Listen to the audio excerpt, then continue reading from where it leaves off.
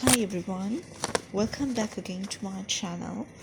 So, this channel is mainly aiming to provide you informational and educational videos that will help you to do your coursework, assignments, and also face your examinations more confidently. So, the main audience targeted in this case includes the middle school, high school, and undergraduate students. So, I hope my channel will be useful to all of you. And if you do have any questions or concerns, please don't forget to comment below. And if you like the video, please do hit a like and share it. And do not forget to subscribe to see more of such videos.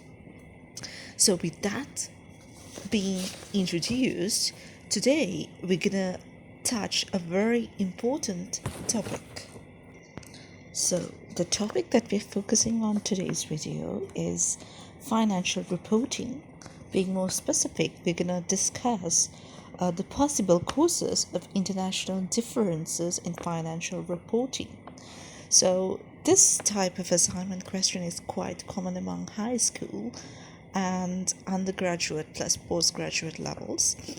So, first of all, whenever you get a question like this, try to break down the question. As you can see on the screen, the question clearly mentions critically discuss. So, you need to discuss the benefits and the problems, basically.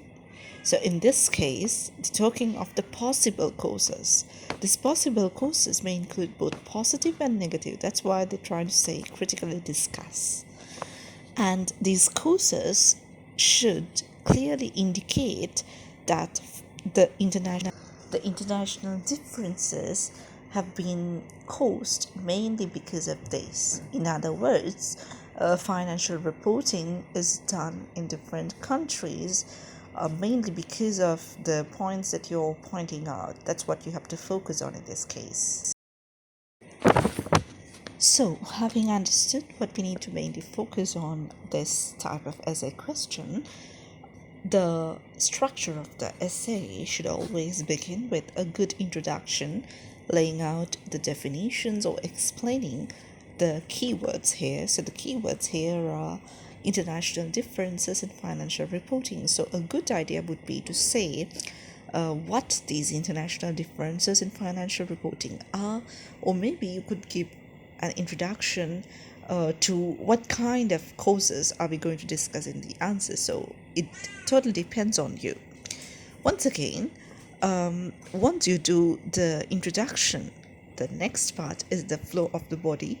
So in the flow of the body, you need to focus on the possible courses that you have chosen, and when you discuss this, try as much as possible to link them with a given case study in your depending on your exam, or with some practical examples. Or if you are facing an exam at postgraduate level, maybe you can quote from your essential reading and further readings, or any other journal relevant to the question, relevant to financial reporting. So, with that body flow, finally, to end the assignment, you need to have a good conclusion, a strong one, where you're going to summarize very briefly the courses that you've discussed throughout the body. And in this case, you can also highlight what are the key courses, like the main courses of these international differences. So, having understood the structure of our answer, we're now going to move forward with a sample answer. So, talking about the introduction first, you may start like this.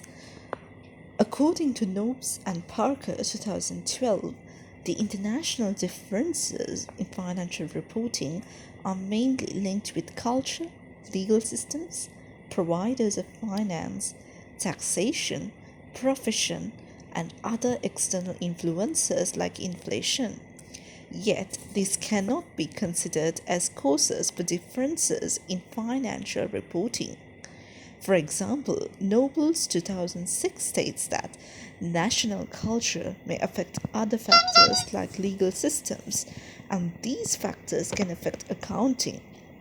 However, the extent to which these factors may cause international differences in financial reporting will vary between countries. So, according to Ziegel and Medibi 2006, education level has a major impact on following the international accounting standards, which results in less differences in financial reporting. So, as you could see in our introduction, we have critically argued what we will be discussing in the assignment based on three main sources. So, the next part of our answer is supposed to be the body of the answer. So, in this case, we're gonna discuss in depth the points that were laid out in the introduction. So, moving on to the body of the answer, a sample of this could be, as mentioned before, Ziegel and Medibi 2006 identifies that the education level is a key factor that affects the differences in financial reporting. This is because countries with the highest education levels adopt international accounting standards. Therefore, in these countries, the financial reporting is more common to most of the others. They also found that countries with an Anglo-American culture are most likely to adopt the international accounting standards, and this clearly indicates that cultural membership supports the international accounting standard adoption, which in turn reduces the international differences in financial reporting. Next, countries with a capital market are significantly more likely to adopt international accounting standards than countries without such a market.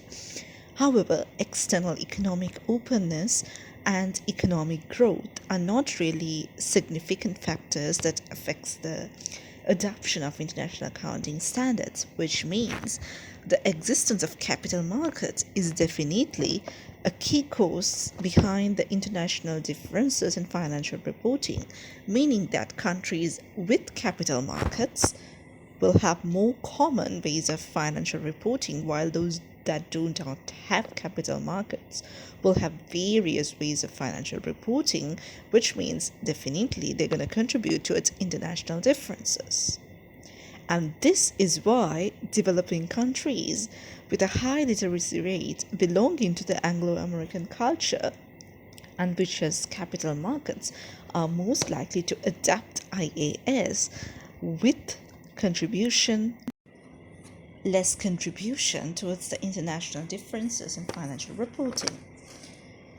So, not all countries follow IFRS and IAS in the same manner, whereas according to Nobes and Parker 2011, these differences are mainly based on different versions of IFRS, different translations, gaps in IFRS, overt options, covert options, measurement estimations, transitional issues, and imperfect enforcement.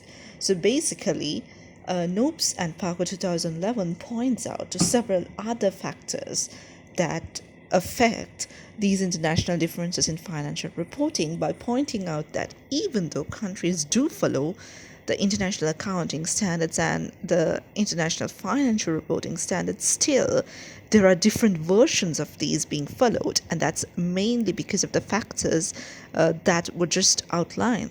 So now we're going to consider each of them. First, different versions of IFRS are adopted in various countries, and this difference can mainly happen in terms of the implementation dates and financial year ends. And also, certain countries or regions do not fully endorse certain aspects of individual IFRS.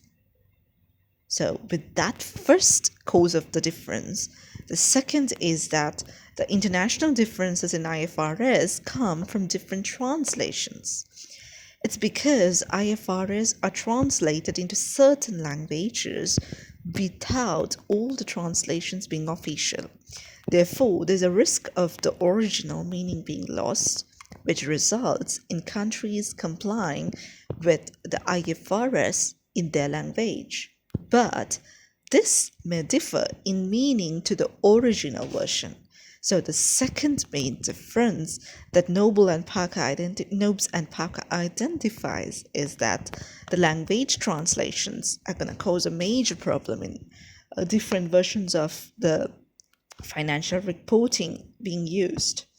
And thirdly, although International Accounting Standard 8 suggests how accounting policies should be chosen if no other financial reporting standard applies, there is still a perception that there are gaps in the international financial recording standards.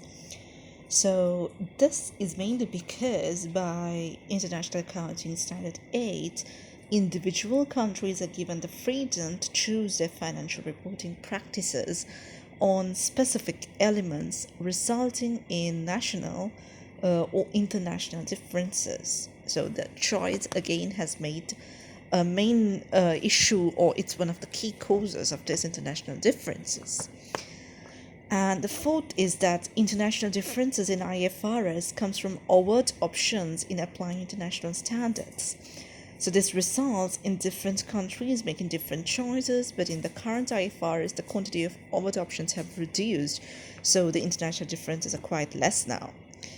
And when it comes to the covert options, vague criteria and areas open to interpretation in the application of IFRS are also a major cause of international differences in using IFRS. Also, France, ZEC, and UK doesn't permit last in first out inventory valuation as per the IFRS, but countries like Germany and Netherlands permits the use of last in first out inventory valuation. So similarly, finance lease is not capitalized in France, Germany, and ZEC, whereas they are capitalized in Netherlands and UK as per the IFRS. So these are just a few examples where the international differences in financial reporting can be seen. Considering more about specific countries, China's accounting standards differ from IFRS in terms of related party transactions, fair value accounting, and impairments. And that is, IFRS previously required companies that were controlled by a government to disclose details about all the transactions of the government with other organizations it influenced. But in China, with a large amount of state ownership, this disclosure is not possible.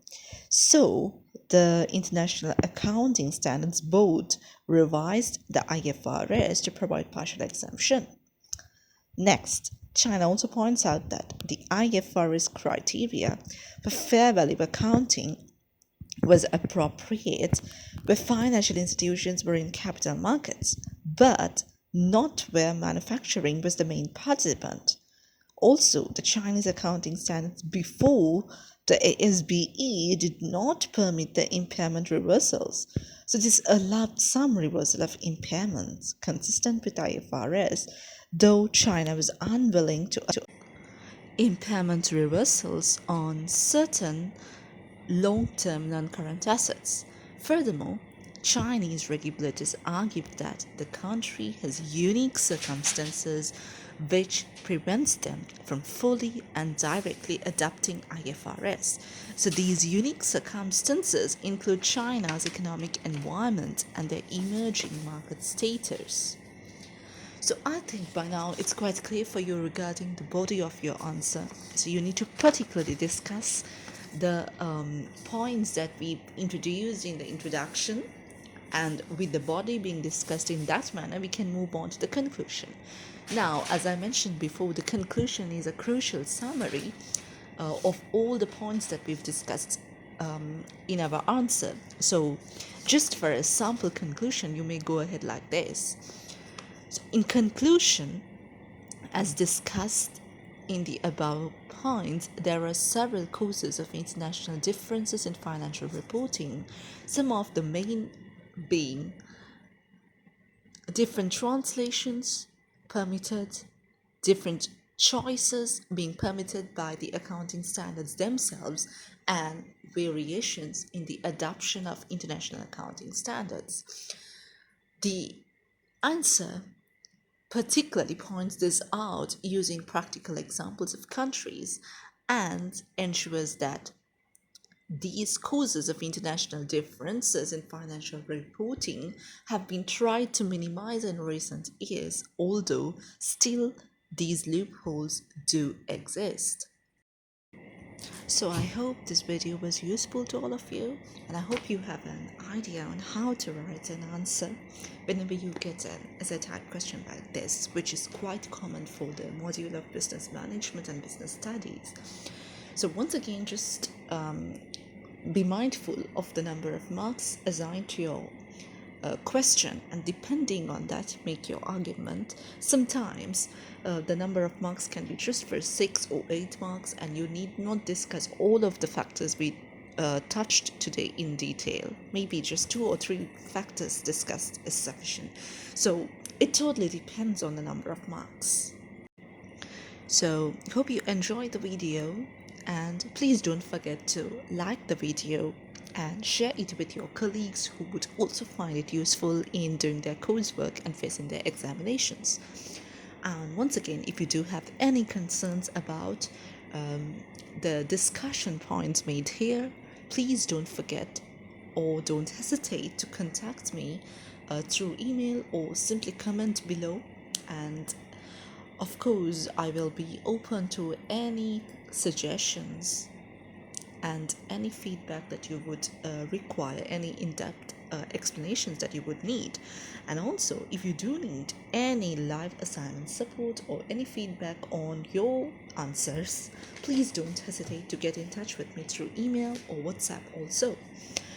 And you may subscribe to my channel if you do want to get in touch with more of such videos.